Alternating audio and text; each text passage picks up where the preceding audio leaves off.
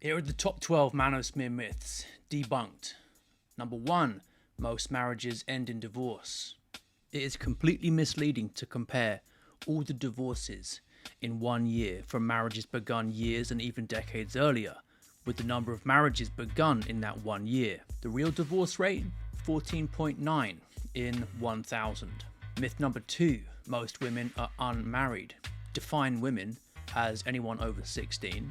Count widows and women with husbands in prison or serving abroad as unmarried. And then you get the red pill, 51%. But in reality, only 25% of women have never married. And that's even starting at age 16. Number 3, monogamy isn't natural.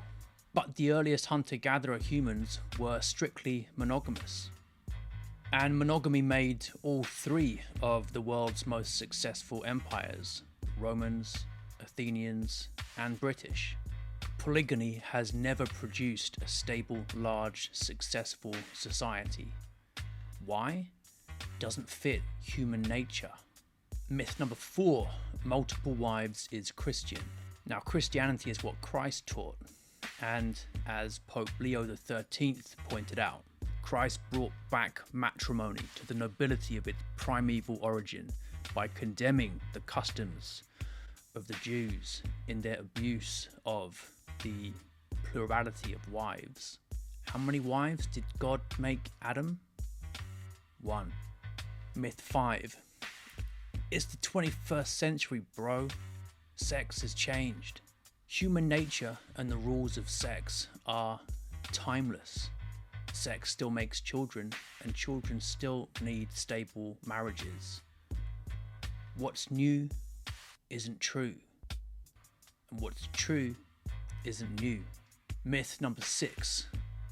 There are no good women. Now, as Aaron Wren has noted, it is definitely still possible to marry a woman whose statistical correlates with divorce are 10% or under. Virgin, religious, early 20s, no cohabitation. And anyway, most women aren't feminists. Myth number 7. 17 women have reproduced historically for every 1 man. Throughout human history, 2 women, 80%, have reproduced for every 1 man, 40%. That's what DNA analysis shows. And that doesn't mean most men had multiple wives. Many men have died in combat, and most polygyny is actually just serial monogamy. Myth number 8. Men didn't ask for feminism. Feminism was fronted by women, but founded by men, mainly Marx and Engels, Wilhelm Reich, and Herbert Marcuse. The myth was freedom means autonomy. The motive was destroy the family, and the method was sex outside marriage. All male fornicators are feminists. Myth number 9, Christianity is feminism. Train the young women to love their husbands and children, to be self-controlled, pure, working at home, kind and submissive to their own husbands, that the word of God may not be reviled.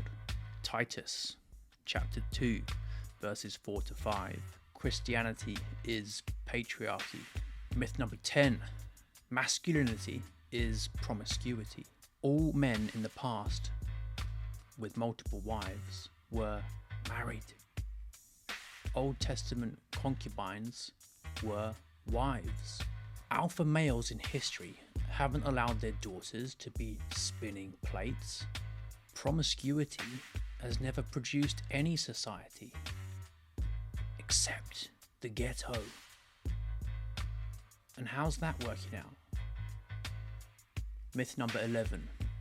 Hypergamy is bad. Biologically, women want resources and protection for children, and the male body knows this. A man who earns less than his wife is far more likely to suffer erectile dysfunction. Hypergamy means you get what you deserve. What else did you want? Myth number 12. Women are built for casual sex. Women have many biological adaptations to monogamy: concealed ovulation, continuous sexual receptivity, the female orgasm, discomfort with casual sex. Monogamy makes women and men healthier and happier and more fertile. Monogamous societies outbreed polygynous ones. Forget about men's problems. Forget about women's problems. Forget even about children's problems. There are only social problems. Men against marriage do the destructive work of the sexual revolution. They're radicals, male feminists, the left's last laugh. Marriage is a fundamental component of a social order that the left opposes.